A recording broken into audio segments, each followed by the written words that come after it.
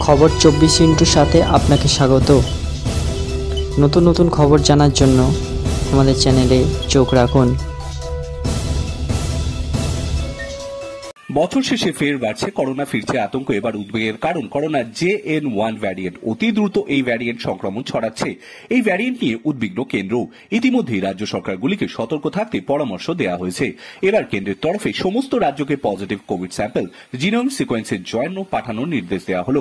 শুক্রবারই রাজ্য সরকারগুলিকে এই নির্দেশ দেওয়া হয়েছে, এমনটাই স্বাস্থ্য মন্ত্রক সূত্রে খবর। করোনার নতুন সংক্রমণ শুরু হওয়ায় পরিস্থিতির উপরে কড়া নজরদারির জন্যই জিনোম সিকোয়েন্সের নির্দেশ দেওয়া হয়েছে। গত সপ্তাহে কেন্দ্রের তরফে করোনা নয়া ভ্যারিয়েন্ট নিয়ে সতর্কতা জারি করা হয়, তবে এখনো সংক্রমণ ভয়ঙ্কর পর্যায়ে পৌঁছয়নি। ওমিক্রনের সাব ভ্যারিয়েন্ট হওয়ায় JN.1 ভ্যারিয়েন্টও অতি সংক্রামক, তাই আগামী কয়েক সপ্তাহে সংক্রমণ ব্যাপক বৃদ্ধি হতে পারে। তবে হাসপাতালে রোগী ভর্তির সংখ্যা এখনো তুলনামূলকভাবে অনেকটাই কম। সংক্রমণ নিয়ন্ত্রণে থাকলেও গা ছাড়া মনোভাব দেখাতে নারাজ কেন্দ্রীয় স্বাস্থ্য মন্ত্রক। সেই কারণে প্রতিটি রাজ্যকে নির্দেশ দেওয়া হলো, যে কোনো রোগীর কোভিড পজিটিভ এলে তাকে সোয়াব নমুনা অবশ্যই সম্পূর্ণ জিনোম সিকোয়েন্সের জন্য পাঠাতে হবে। নাম প্রকাশে অনিচ্ছুক এক কেন্দ্রীয় আধিকারিক জানান, করোনা পরিস্থিতির উপরে যে কড়া নজরদারি চালানো হচ্ছে তার অংশ এটা।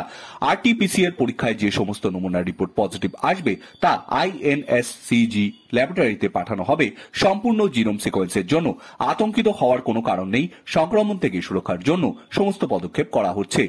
RT-PCR পরীক্ষায় করোনার রিপোর্টে পজিটিভ এলে তা জিনোম সিকোয়েন্সের জন্য পাঠাতে হবে। এই জিনোম সিকোয়েন্সের মাধ্যমেই ভাইরাসের মিউটেশন বা অভিযোজন সম্পর্কে জানা যাবে।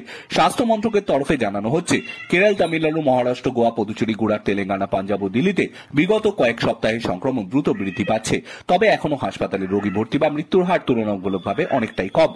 যারা আক্রান্ত হয়েছেন তাদের মধ্যে 93% মৃদু উপসর্গ রয়েছে।